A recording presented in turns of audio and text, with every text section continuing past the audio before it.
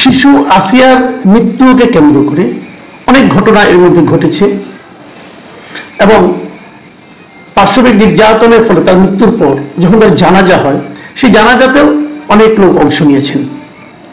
এর মধ্যে জাতীয় নাগরিক পার্টি তার দুই শীর্ষ পর্যায়ের নেতা সার্জিস আলম এবং হাসনাত আব্দুল্লাহ ওনারাও সেই জানাজায় অংশ নিতে ঢাকা থেকে গিয়েছিলেন এবং ওনারা গিয়েছিলেন একটা হেলিকপ্টারে করে। এই হেলিকপ্টারে ওনাদের যাওয়ার ঘটনাকে কেন্দ্র করে সোশ্যাল মিডিয়ায় নানা ধরনের ভিডিও এবং নানা ধরনের আলোচনা হয়েছে। এটা দুদিন আগের ঘটনা।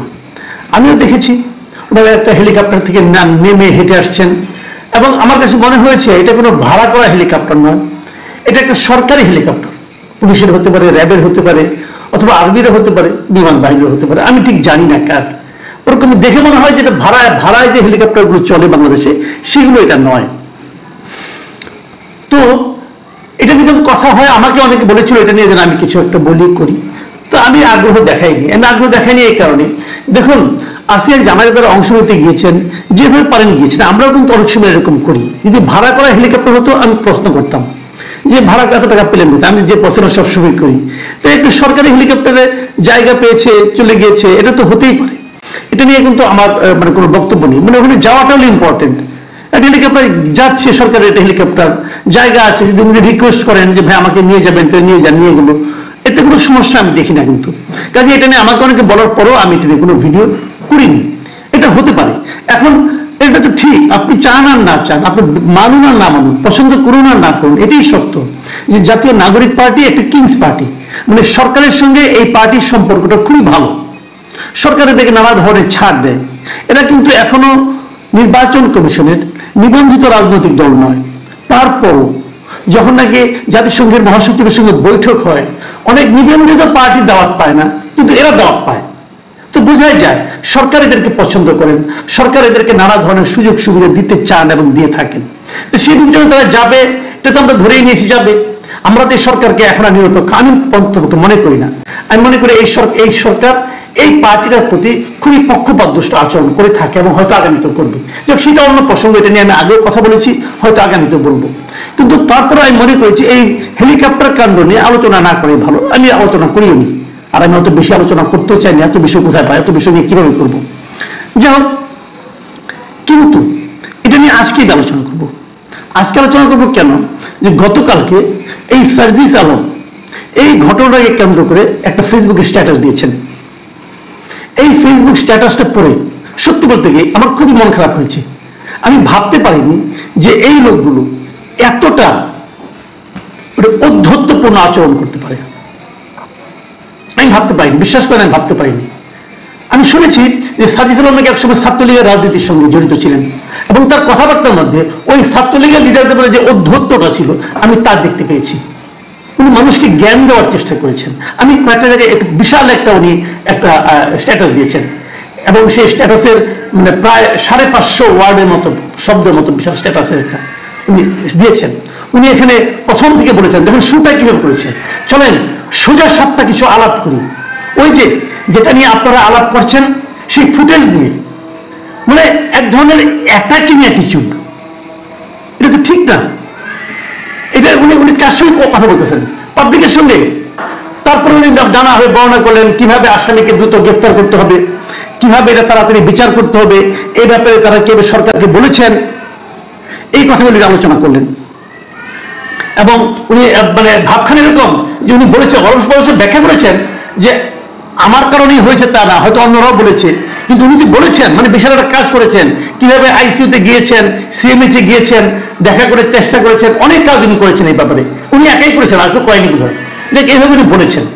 আমি ওগুলো নিয়ে আলোচনায় গেলাম না। শুনুন তারপরে কি হয়েছে। উনি কিভাবে হেলিকপ্টারে উঠলেন, সেনাবাহিনী র্যাব থেকে পরিবারের জন্য বরাদ্দকৃত হেলিকপ্টার, পরিবারের জন্য বরাদ্দকৃত হেলিকপ্টারে যখনই একাধিক সিট খালি থাকার কথা শুনেছি তখনই মাগুরায় গিয়েছি, এটা উনি বলেছেন। আচ্ছা, হেলিকপ্টারের একটা সিট যদি খালি থাকে আমি যদি যে বলতাম আমাকে নিয়ে যান, নিয়ে যেত। আমি কিন্তু যত না সার্জিস আলমকে দোষ দিই তার চেয়ে বেশি দোষ দিই যারা নাকি সেগুলো নিয়ে গেছেন ওনাদেরকে। ওনাদের একটা পলিটিক্যাল পার্টি, অন্য একটা পলিটিক্যাল পার্টির লোক যদি বলতো আমি ওখানে যেতে চাই, সিট খালি আছে আমাকে নিয়ে যান, ওনারা নিয়ে যেতেন। তবে যে অংশটুকু নিয়ে মানে ওনার স্ট্যাটাসের যে অংশটুকু নিয়ে আমার মূলত আপত্তি, সেগুলো আপনাদের আমি একটু পড়ে শোনাই। উনি লিখেছেন, এই পুরো ঘটনার মধ্যে সর্বশেষ অংশটুকু আমি ফেসবুকে দিয়েছি এবং ফেসবুকে দেওয়া অংশটুকুকে সামগ্রিক মনে করে মিডিয়া এবং কিছু পাবলিক জাজমেন্ট করা শুরু করলো। মানে উনি যে এর আগে আইসিইউতে দৌড়েছেন, সিএমএইচে গিয়েছেন, সরকারের উপদেষ্টাদেরকে বলেছেন যে আইন চেঞ্জ করার জন্য, এগুলো আমরা দেখছি না। আমরা কেবল দেখছি ওই যে উনি হেলিকপ্টার থেকে নামলেন, ওই যে ফুটেজটুকু উনি আপ করেছেন, এটুকু দেখে আমরা নাকি জাজমেন্ট শুরু করেছি। মিডিয়া জাজমেন্ট শুরু করেছে, পাবলিক আমরা জাজমেন্ট শুরু করেছি। তারপর উনি আরো বলছেন, শুনেন, তার মানে আমরা যতটুকু সোশ্যাল মিডিয়া কিংবা গণমাধ্যমে প্রকাশ করি ততটুকুই হচ্ছে বলে আপনারা মনে করেন এবং সেটাকে পুরো ঘটনা ধরে জাজমেন্ট শুরু করেন। অর্থাৎ আপনারাও আসলে ফুটেজের দিকে তাকিয়ে থাকেন, আবার যদি কোনো কিছু না দেয় তখন মনে করেন কিছুই করা হয়নি। কি অদ্ভুত। তারপর লিখেছেন, দিলে বলেন ফুটেজমুখী আর না দিলে বলেন কিছুই করিনি, কিছুই করেনি। আপনাদের এই ডাবল স্ট্যান্ডার্ড কবে একটা সিঙ্গেল স্ট্যান্ডার্ডে পরিণত হবে? বোঝাই যায় সাজিস আলম খেপে গিয়েছেন। উনি খেপে বলছেন যে আমরা যারা নাকি জাজমেন্ট করছি আমরা একটা ডাবল স্ট্যান্ডার্ডের লোক। ডাবল স্ট্যান্ডার্ড মানে যদি ওনারা ফুটেজ না দেন তাহলে আমরা মনে করি ওনারা কোনো কাজ করেননি, আর যদি ওনারা ফুটেজ আপ করেন তখন আমরা কেবল মনে করি ওনারা কেবল ফুটেজে যতটুকু দেখা যাচ্ছে ততটুকুই করেছেন। এটা হলো আমাদের ডাবল স্ট্যান্ডার্ড। উনি হাহাকার করছেন, আফসোস করছেন যে আমাদের এই ডাবল স্ট্যান্ডার্ড কবে সিঙ্গেল স্ট্যান্ডার্ড হবে। বুঝেন কত বড় নেতা সে, যে ওনাকে আমরা কিভাবে বিচার করছি। আরে ভাই সাজিদ আলম সাহেব, একটা কথা বলি, মিডিয়ার কাজটা কি বলেন তো? বুঝেন, মিডিয়া ধরেন একটা মিটিং এ আপনি মনে করুন 32টা ইস্যু নিয়ে কথা বলছেন, মিডিয়া কোনটাকে দেখাবে? 32টা দেখাবে? তাহলে তো পুরো পত্রিকা আপনি ছাড়া আর কারোর নিউজ আসবে না। মিডিয়া তার পলিসি অনুযায়ী যে জায়গাটুকু আপনার যে জায়গাটুকু কোট করা প্রয়োজন মনে করবে কেবল ততটুকুই করবে, বাকিটুকু তারা ধরবেই না। এটা সারা দুনিয়ার মিডিয়ার নিয়ম।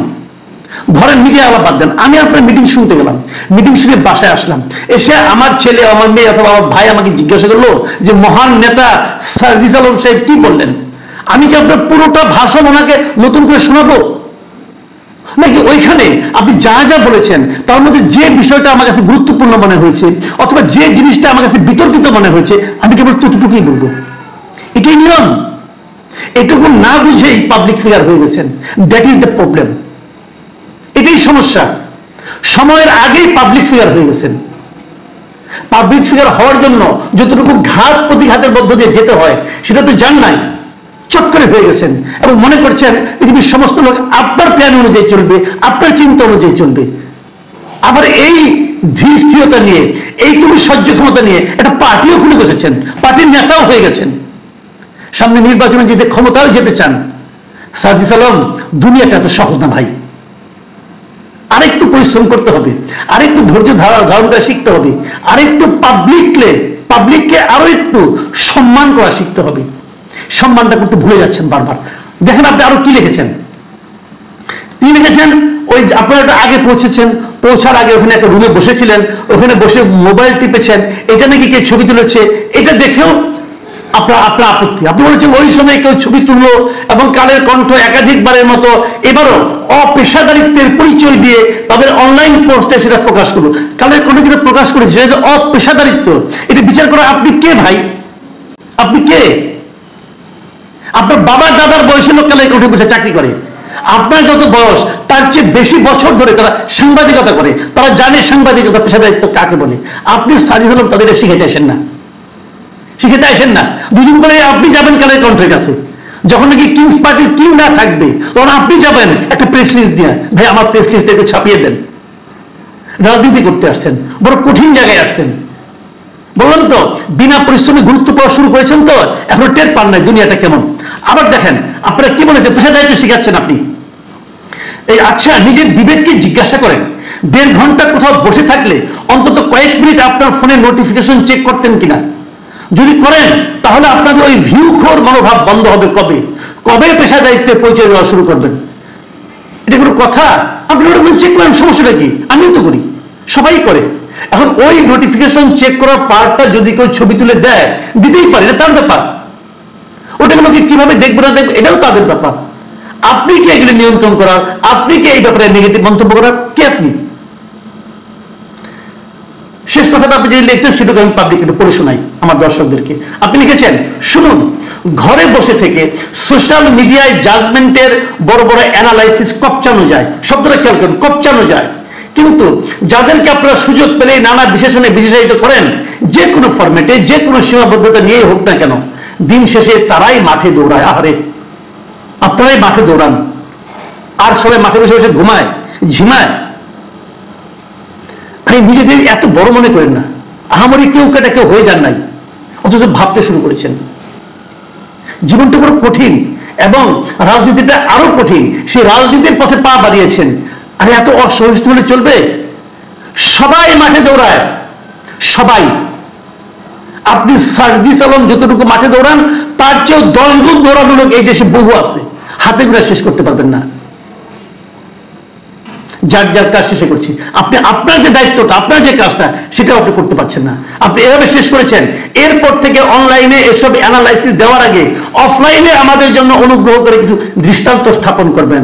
আমরা আপনার ভালো কাজগুলোকে অনুসরণ করার অপেক্ষায় থাকবো। অফলাইনে আমি কি বলবো, আমার হাসি উঠে। অফলাইনে ওনাদের অনুসরণের জন্য কিছু কাজ আমাদের করতে হবে, সাধারণ মানুষকে করতে হবে। তখন আপনার সম্পর্কে কিছু বলা যাবে না। আমি কোনো কাজ না করেও আপনার প্রত্যেকটা আচরণকে সমালোচনা করব। এই কারণে করবো যে আপনি লিডার। আমি তো লিডার না রে ভাই, আমি পাবলিক, আমি জার্নালিস্ট, আমি পাবলিক, আমি সমালোচনা করবই। কারণ আমার সমালোচনা করতে হলে কি আপনার জন্য আমার দৃষ্টান্ত স্থাপন করতে হবে? আমি তো পলিটিক্যাল পার্টি খুলে বসি নাই, আপনি তো খুলে বসছেন। আপনি তো ক্ষমতায় যেতে চান। ডক্টর ইউনূসের সমালোচনা আমি করি, আমি তো ডক্টর ইউনূসের একটা পশমের যোগ্য না, ওনার একটা চুলের সমান ওজন আমার না। তারপরে আমি ডক্টর ইউনূসের সমালোচনা করব, এবং ডক্টর ইউনূস সেই সমালোচনাকে গ্রহণ করেন বলে উনি ডক্টর ইউনূস হতে পেরেছেন। আপনি সার্জিস আলম সহ্য করতে পারছেন না বলেই আপনি এখানেই পড়ে থাকবেন, আর উঠতে পারবেন না। এই জিনিসগুলো বোঝার মতো বয়সই আপনাদের হয় নাই, কি করবেন? আমি আশা করব আপনাদের এই ধরনের স্ট্যাটাস দেওয়ার আগে 10 বার ভাববেন যে অ্যাটাকটা আপনি কাকে করছেন। যাকে অ্যাটাক করছেন তার কাছ থেকে কিন্তু আপনার সমর্থন লাগবে। তার সমর্থন না হলে কিন্তু আপনি ক্ষমতায় যেতে পারবেন না। সে কিন্তু রিক্সাওয়ালা হতে পারে, সে কিন্তু দিনমজুর হতে পারে, সে আপনার জন্য কোনো উদাহরণ তৈরি করতে না পারে, কিন্তু তার সমর্থন আপনার লাগবে।